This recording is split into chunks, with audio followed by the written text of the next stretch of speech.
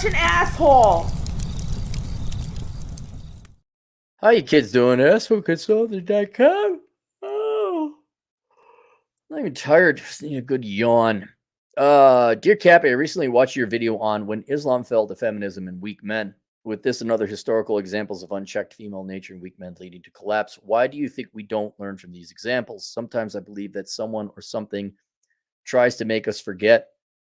I can understand why women don't want men to learn the truth about female nature. Is it enough to make some? It is enough to make some men not wanting to have anything to do with them. But there also seems to be some men who do everything in their power to suppress the truth about women. Do you think these men believe it is good for society that men don't learn the truth as long as possible? Is there some other motive with like a video response? All right. So I think what's happening, and this is not to lessen your example using the sex war for lack of a better word. But where'd it go here? Watch your video. With this and other historical examples of unchecked female nature and weak men leading to collapse, why do you think we don't learn from these examples? And so I want to expand that to why do we fail to learn from history? Why do we repeat history? And basically it goes to that, I think it's Heinlein, the good times, bad men, good times, weak men, whatever the hell it is. I think just good times spoil generations. You got long enough good times, people forget because like gravity, okay? Gravity is constantly pulling down. It is a universal, never-ending force. It always pulls down. Water always seeks its lowest level. Light always pulling down. Humans are always looking to expend the least amount of calories possible. The most powerful force, I would say, is laziness in humanity. Again, I've gone over it a million times because food wasn't ample, and then you're just saving fuel. It's a survival mechanism. And so what ends up happening is you got really bad times. Oh crap, we gotta Rome the fuck up, or Greek the fuck up, or Persian the fuck up, some big empire. And in the process of getting stronger to support yourself and survive, you realize, wow, look at this. My ancient history is limited. Did the Persians ever conquer Babylonia? Were the Persians Babylonian? Whatever. Persians say, oh, look at this soft empire over here that had it so good for so long, and they didn't have to struggle.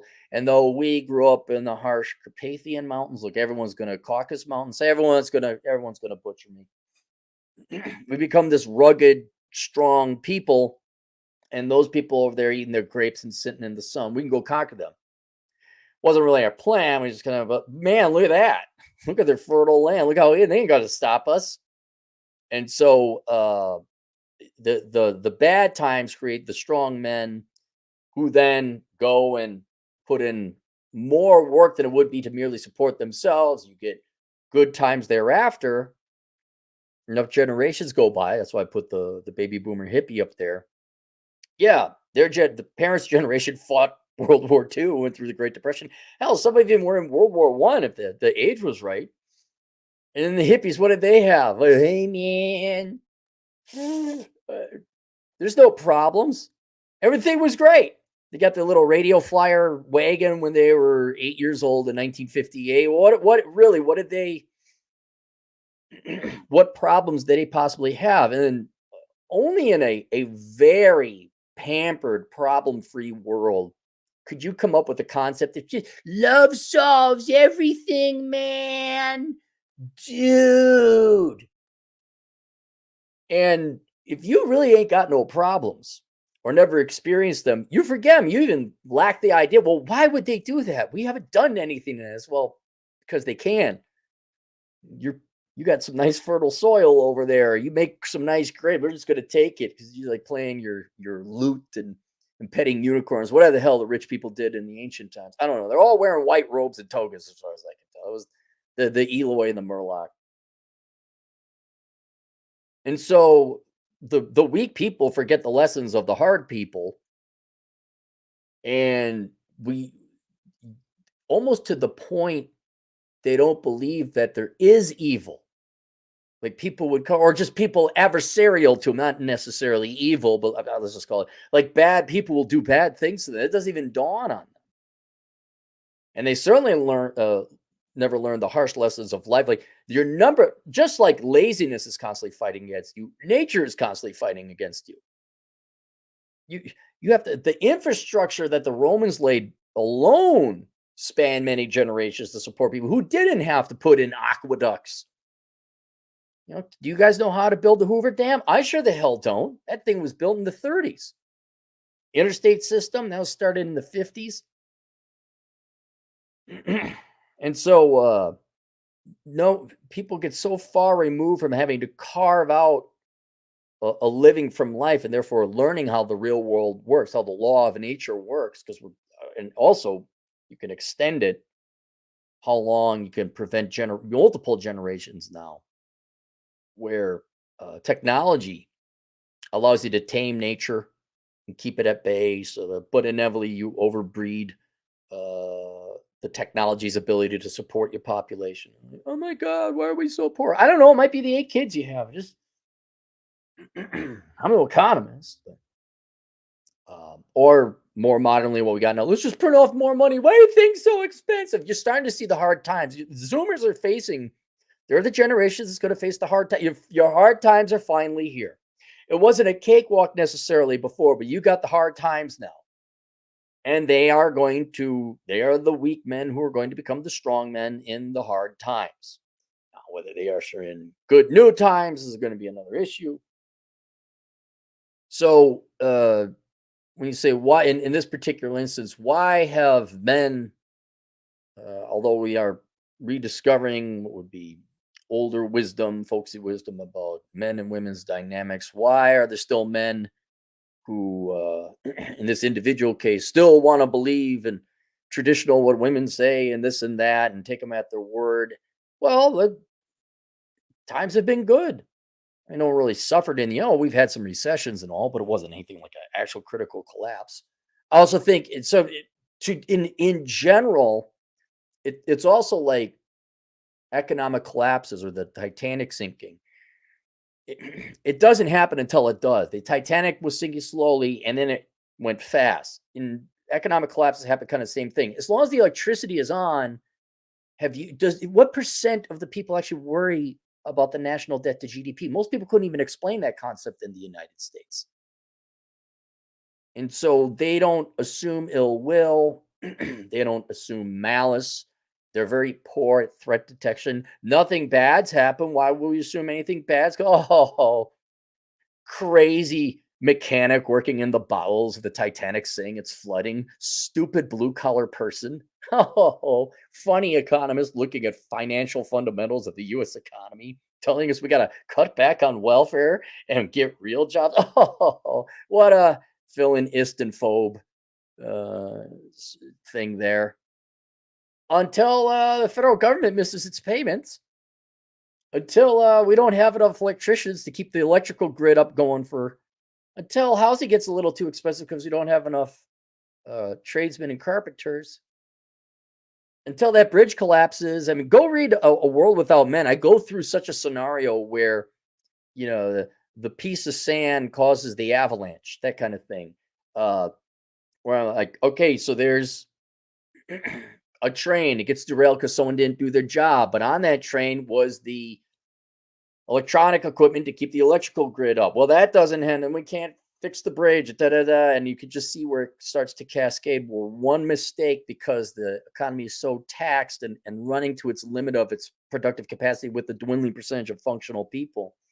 Also, you can have a collapse chain reaction very quickly and rapidly because you just didn't have any overcapacity or redundancy built in, and there's no surplus skilled people. Anyway, so until that time comes, I don't think a lot of people have the concept of, well, there's malicious people, and and so they don't expect that. They can't even fathom that. But then in your specific case, where let's pull it back up, where it's enough to make some men not want to have anything to do with them, being a bit more guarded, I would say. It's not like, oh, guys either want totally everything to do with women or nothing to do with women at all. I think what you see is a lot of men are very guarded with women, especially after divorce. Some, yes, admittedly they're walking away totally. But there also seems to be men who do everything in their power to suppress the truth about women. My question to you is, do you think they're suppressing the truth consciously? Or do you think they actually believe it? Because we've had a track record. Some men, uh, maybe they've had great experiences with women. Like, well, why would you? No, I don't know. I got a great wife. Or my mom is wonderful. My sisters. I have great female friends. It could be good if there are good women out there, and a lot of men could be informed by that. It could be tradition, where that's what we've always done. Is we've always gotten married. You got your tradcon movement there. A lot of people don't want to believe it. They just don't want to believe it's that bad of a news. Or what would be a more innocent assumption is like, well, I'm just having bad luck. It can't all be like this. That was one was, girls can't be this crazy in this school all over the place. It's got to be the school district. Something's in the water. Then you find out, oh no, nationwide they're using teen beat or self or arrogance or avarice or whatever the hell, not avarice, hubris, or what were the other cool teen magazines girls all read in the 80s and 90s? Worshipping myself, worship, whatever. No, it can't be. It's a naivete or an innocent or something. No, this is just bad luck. It can't possibly be this way. Or it's too harsh. No, they can't possibly think this little of us. They can't possibly. Oh no, that's just some crazy extreme feminists that have that radical opinion. And so then you factor in, never discount the tremendous multi-decades, multi-generational, multi-trillions of dollars psychological infrastructure the government has invested in K through college education. Now, I'm not saying there isn't any real education going on there, but don't they pretty much take one side of like, oh, patriarchy, men oppressing women, wage gap, like a really reduced, simplified, oh, no, men bad, women good, and we got to fight. And a lot of men still believe that. A lot of guys like, oh my God, some might be intellectual. We have, oh my God, I got to check my privilege, this and that. And some actually believe it. They're like, oh no, you don't understand. An empiricist or something like, do you see an alternative theory? Like there might be malice or financial motivation or political motivation behind this. Maybe some people just don't. They don't have the independent mindedness to like, wait a second, hold on, these things are contradicting each other. So there's a multitude of reasons that men would still. I don't think they're suppressing the truth. There's 160 million American men. I know little kids. All right, so maybe ignore them. But okay, 150 million American, 100 some million American men. Not all of them are like, oh yeah, we all know what's going on. We said, we're hip to the jive now. But I'm gonna lie about it. Like, oh no, I mean, no, that's not. A lot of guys, they're traditionalists. They themselves believe it. They've had good experiences. Yeah, it's not. I don't think it's just everybody knows and they're suppressing out of malice or some ulterior motive. There's political one. I mean, okay, go grab any Democrat. Oh my God, women are so oppressed and we don't have rights. And oh, you better vote for me and I'll change it. Yeah, when are you gonna change it? Not just change. When are you gonna solve it? Like when is it solved? So yeah, those people are lying. Oh my God, did you know 5 in every 2 women were forcibly raised in their life? You're like, excuse me, shut up, you bigot. I don't know how the math works on that. I really can you explain? So yeah, they have an obvious financial political motivation, but I think generally it's there have not been bad times enough.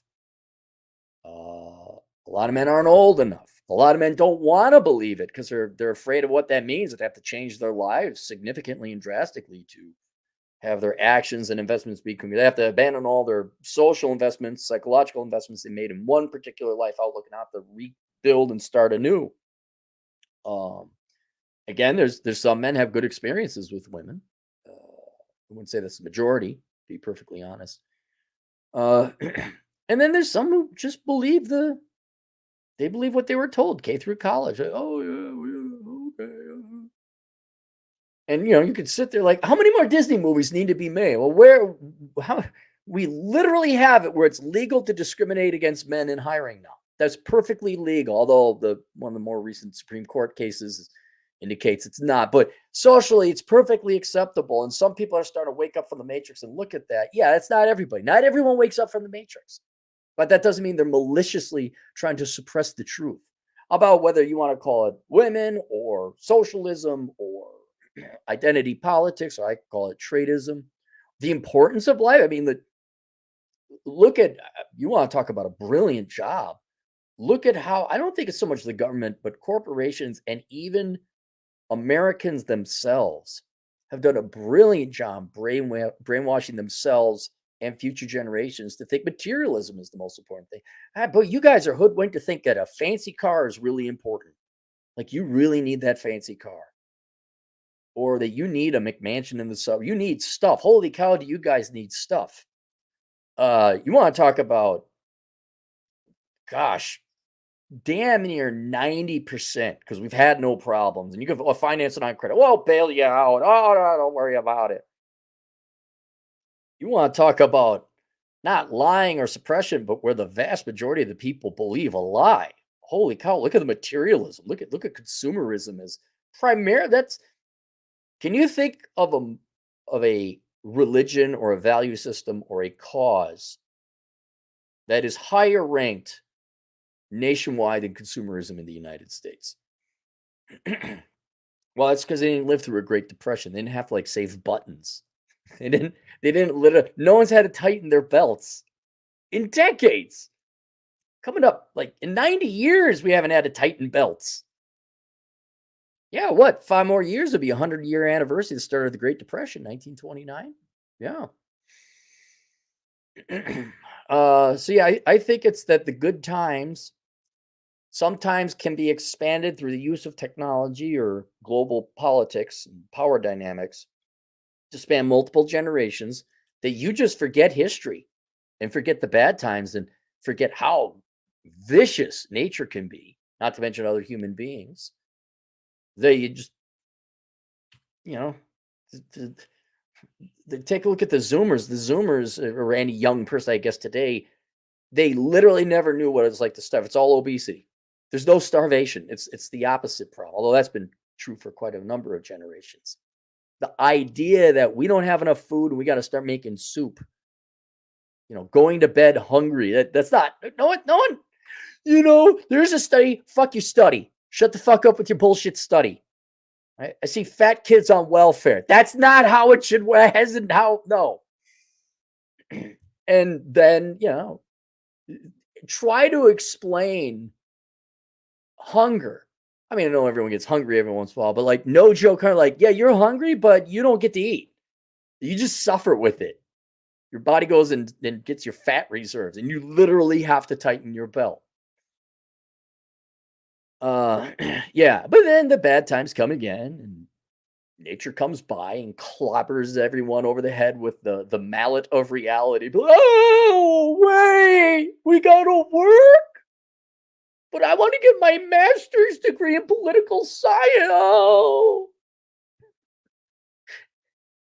Or a foreign, like, if China came over, you think the Chinese government, if the China were to invade and succeed, you think the Chinese soldiers, our new Chinese overlords, are going to give a shit about your social anxiety disorder?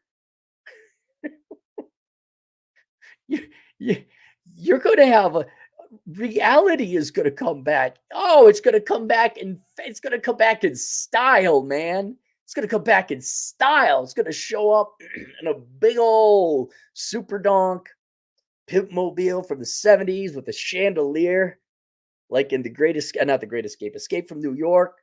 And I was going to step out. The pimp of reality. He's going to have his cane, going to have a big old trench coat with feather and a bow and a big old pimp hat. And he's going to start clobbering all the normies in the head with his cane of reality. And then we'll continue on. Who's calling me? I guarantee you this is spam. Yeah, it's spam. I don't know who you are. All right. Link below is linked to the book Enjoy the Decline, Accepting Living with the Death of the United States. All right, let's go through the super chats.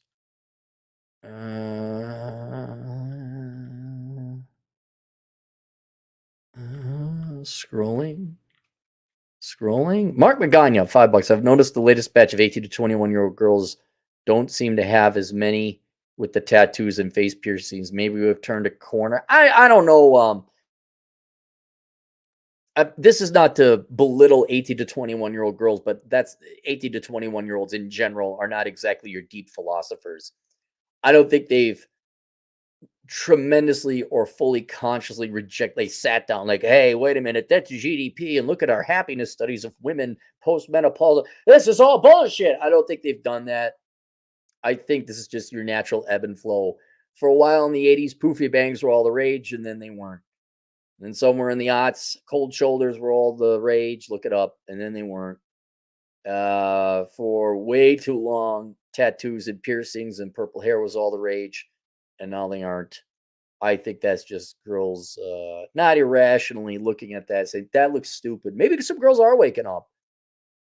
I'm not saying they got some deep philosophical understanding of the current socio-political dynamics between men and women. And they're so, hey, you know what? I listened to some Rollo Tomas, and he said that I shouldn't get tattoos. You know what? He's right. I don't think I think they're just looking at them and saying, I honestly take whatever peak hipster was where they did the gloomy, whatever, how poofy do the bangs have to get before it starts looking like a ridiculousness, like you look like a clown or a circus act. And I think a lot of the younger gals are starting to look at their older sisters and brothers and like, you guys look like fucking clowns. And so, everyone has a tattoo now. Like, well, I don't have a tattoo. I wouldn't doubt if, for the sake of being edgy, 10 years ago, I might not be straight. Attentions. Yes, I loves me the attentions. It could be simple as, I'm a trad gal. I want to get married and have kids, and I want to be feminine. It could just be that, not because there's any deep philosophical thought about I want to be feminine and enjoy being a woman. It could just be like, oh, look, people are like paying me attention. Some bad, some good. You kind of see that with the trad wife or trad gal movement online, where a lot of that was financially motivated, of course. But it's an interesting question you bring up here, Mark. But I think a lot of these younger gals, 18 to 21, they probably have seen whether they are honest or not, all these girls doing trad wife channels, and these girls now see it. It's on TikTok. I'm like, oh, well, maybe I want to do that. What's wrong with that? And then they find out their teachers come in and yell at them for it, and their mom is all against it, and everyone's like, fine, I'm getting attention. I'm going to keep on doing it. They're not reading, what's his name? Al Frankel? The Meaning of Life, whatever that's. I don't think they're sitting doing an existential analysis and philosophy. What would make me happiest? Have we maybe, in some ways, maybe we have.